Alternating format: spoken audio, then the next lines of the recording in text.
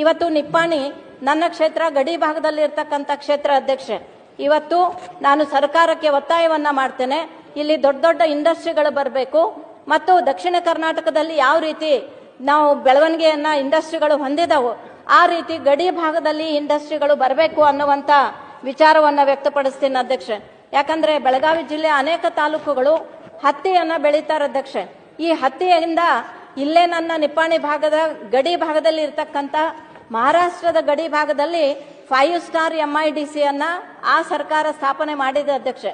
ಎಷ್ಟು ದುರ್ದೈವ ಅಂತಂದ್ರೆ 5-10 ಸಾವಿರ ರೂಪಾಯಿಗೋಸ್ಕರ ನಮ್ಮ ಗಡಿ ಭಾಗದಲ್ಲಿ ಇರ್ತಕ್ಕಂಥ ಯುವಕರು ಅಲ್ಲಿ ಕೆಲಸಕ್ಕೆ ಹೋಗುವಂತಹ ಒಂದು ಪರಿಸ್ಥಿತಿಯನ್ನ ನಾವು ನೋಡ್ತಾ ಇದ್ದೀವಿ ಅಧ್ಯಕ್ಷೆ.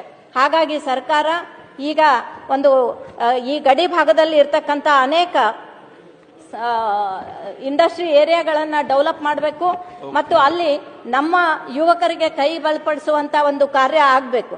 ಇವತ್ತು ನಾನು ಪೇಪರ್ ಅನ್ನ ನೋಡಿದಾಗ ವಿಶಾಖಪಟ್ಟಣದಲ್ಲಿ ಗೂಗಲ್ 1.3 ಲಕ್ಷ ಕೋಟಿ ರೂಪಾಯಿ ಹೂಡಿಕೆ ಹಾಕಿದೆ ಅಂತ ಹೇಳಿ ಇವತ್ತು ಪೇಪರ್ ಅಲ್ಲಿ ಬಂದಿದೆ ಅಧ್ಯಕ್ಷೆ. ಇದು ನಮ್ಮ ಕರ್ನಾಟಕದ ಕೈ ತಪ್ಪಿದೆ.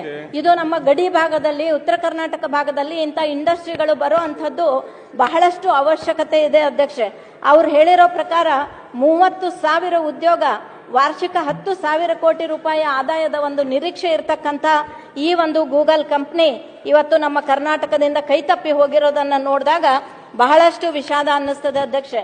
ಹಾಗಾಗಿ ಈ ಎಲ್ಲ ವಿಷಯಗಳನ್ನ ನೋಡಿದಾಗ ಸುಮಾರು ಉತ್ತರ ಕರ್ನಾಟಕ ಈ ಭಾಗದ ಒಂದು ಸರ್ವಾಂಗೀಣ ಅಭಿವೃದ್ಧಿ ಆಗಬೇಕು ಮತ್ತು